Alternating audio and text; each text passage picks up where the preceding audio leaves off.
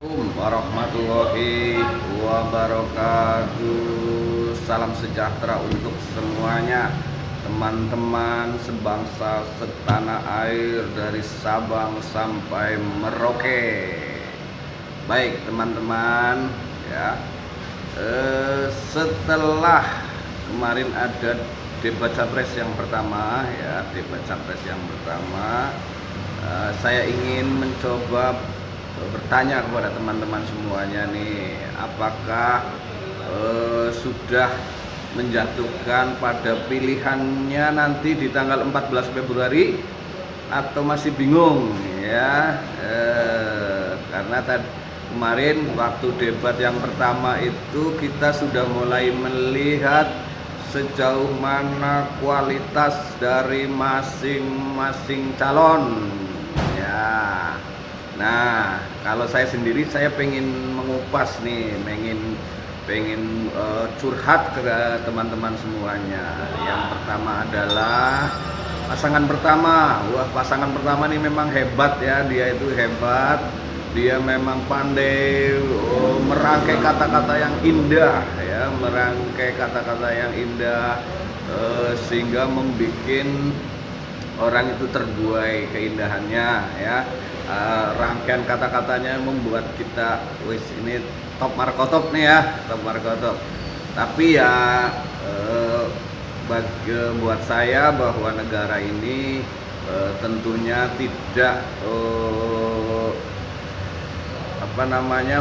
hanya dengan kata-kata ya, tapi perlu dengan pembuktian ya, perlu dengan kerja yang satset itu ya, satset. Dan ini sudah dibuktikan oleh Pak Jokowi ya, melalui kinerjanya di 2 periode ini udah luar biasa Pak Jokowi ya. Ini memang ke depan memang paling enggak butuh pemimpin yang lebih satset lagi dengan Jokowi, tidak hanya pemimpin yang hanya pandai berkata-kata ya, tapi nanti pada aktingnya ini ya, mengecewakan ya. Ini untuk pasangan yang pertama ya. Kemudian untuk pasangan yang kedua, Pak Prabowo ini sebenarnya saya salut ya, karena dia bertekad untuk melanjutkan apa yang sudah dicapai oleh Pak Jokowi ya, Pak Jokowi ingin dilanjutkan oleh Pak Prabowo ya. Tentunya memang ini harus ya, sesuatu yang sudah baik ya, sudah diletakkan pondasinya yang baik, harus dilanjutkan. Ini tekad dari Pak Prabowo. Saya setuju sekali dengan Pak Prabowo. Akan tapi ya saudara-saudara semuanya, teman-teman semuanya, bahwa kalau menurut saya yang pertama adalah kondisi fisik maupun psikologi Pak Prabowo ini sepertinya agak mengkhawatirkan ya teman-teman ya, agak mengkhawatirkan. Karena apa? Karena satu, secara psikologis Anda mungkin tampak ya di dua periode pencalonan Pak Prabowo di 2014 2019, Pak Prabowo itu selalu tampil dengan emosional ya, kadang-kadang emosional gitu. Ini mencerminkan bahwa waduh, emosinya ini tidak bisa terkontrol. Ini sangat bahaya ya kalau ada pemimpin seperti ini ya, sangat bahaya. Artinya ketika nanti ada keputusan yang sangat krusial yang harus diambil dengan kondisi psikologi yang semacam ini, kita ngeri ya, begitu ya. Oke, ini harus dipikirkan nih teman-teman semuanya ya, harus dipikirkan. Nah, artinya ya kita berpikir lagi kalau memang mau milih Prabowo, ditambah lagi misalnya dengan wakilnya yang katakanlah masih sangat muda ya, meskipun katanya sudah berprestasi di daerahnya sana, menjadi wali kota ya, sangat berprestasi, tapi kan baru berjalan berapa? 2 tahun ya. Mungkin dia akan mengandalkan ayahandanya Bapak Presiden ya. Tapi kembali, karena masih terlalu dini lah menurut saya ya, Mas Gibran untuk memimpin negara ini. Oke lah, next mungkin 10 tahun ke depan atau 5 tahun ke depan ya, selesaikan dulu wali kotanya, kemudian nanti merangkak naik menjadi gubernur, nah barulah seperti ayahnya lah ya, melalui step by step ya.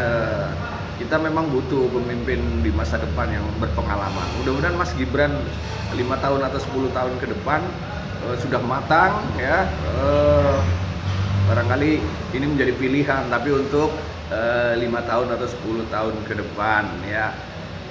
Untuk saat ini kayaknya belum dulu ya, belum dulu, masih banyak yang harus dipelajari ya, masih banyak perlu kematangan lah ibaratnya, kematangan.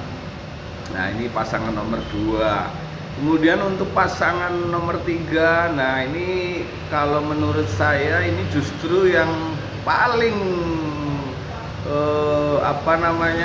paling pantas dipilih ya. Pasangan nomor 3 itu pantas dipilih karena satu Pak Ganjar itu orang yang sudah berpengalaman di berbagai kalau di trias politika ya.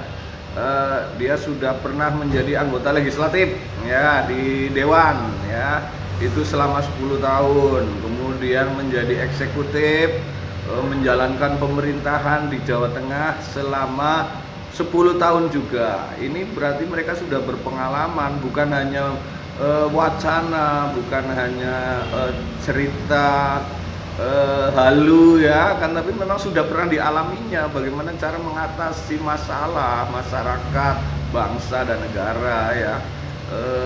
Kemudian secara fisik kita lihat bahwa Pak Ganjar ini sehat lah ya, sehat, kemudian hubungan keluarganya bersama dengan istri anaknya harmonis, terus enak lah ya dilihat ya. Jadi kalau presiden kan harus menjadi contoh ya, menjadi contoh bagi masyarakatnya, bagaimana kehidupan keluarganya, bagaimana hubungan mereka yang baik, itu harus menjadi contoh. Ditambah pasangan nomor 3 ini memiliki cawapres ya, memiliki cawapres yang luar biasa, Pak Mahfud, Profesor Mahfud ya. Profesor Mahfud ini siapa yang nggak kenal? Kalau kita sering nonton ILC ya, nggak ada masalah yang nggak selesai kalau sudah ada Pak Mahfud ya. Dan dia orang yang pemberani, yang rawat dibedi, nggak takut ya masalah apapun. Bahkan katakanlah kita baru-baru ini ada kasus Sambo misalnya ya, ada kasus Sambo gitu, itu kalau Pak Mahfud nggak di depan itu kayaknya nggak selesai nih. Tapi karena atas inisiatif beliau ya selesai ini masalah ya. Kemudian dia juga seorang yang sangat religi, santri ya, bahkan dia termasuk orang yang dikagumi oleh mantan presiden kita almarhum Gus Dur ya, bahwa dia menyanjung-nyanjung tentang Profesor Mahfud ini karena memang secara keilmuan ketatanegaraan, secara ilmu hukum, dan tentunya dia sebagai seorang santri sangat paham sekali dengan ilmu agamanya ya, ilmu agamanya. Dan dia dari Nadiyin yang pastinya punya cara pandang terhadap bangsa ini yang memang NKRI harga mati, sehingga jadi ini adalah sesuatu yang cocok buat kita semua bangsa Indonesia untuk menjadi pemimpin di periode berikutnya ya, di 2024. Yang pertama alasannya karena apa? Karena dia satu, ingin melanjutkan sesuatu yang sudah baik, yang sudah dilakukan oleh presiden sebelumnya, yaitu Pak Jokowi. Dan kedua, dia kalau kita lihat memang mampu untuk melanjutkan, bahkan memberikan perubahan-perubahan yang ke arah lebih baik, lebih masif ya, satset lah istilahnya gitu. Jadi melanjutkan Pak Jokowi dan akan memperbaiki yang mungkin kemarin masih banyak kekurangan. Dan menurut saya pasangan nomor 3 inilah yang pantas, yang layak kita pilih ya, untuk untuk apa namanya di tanggal 14 Februari 2024. Ya, itu saja sih menurut saya. Ya, mudah-mudahan banyaklah orang yang mungkin ada teman-teman kita yang cara pikirnya sama dengan saya lah ya.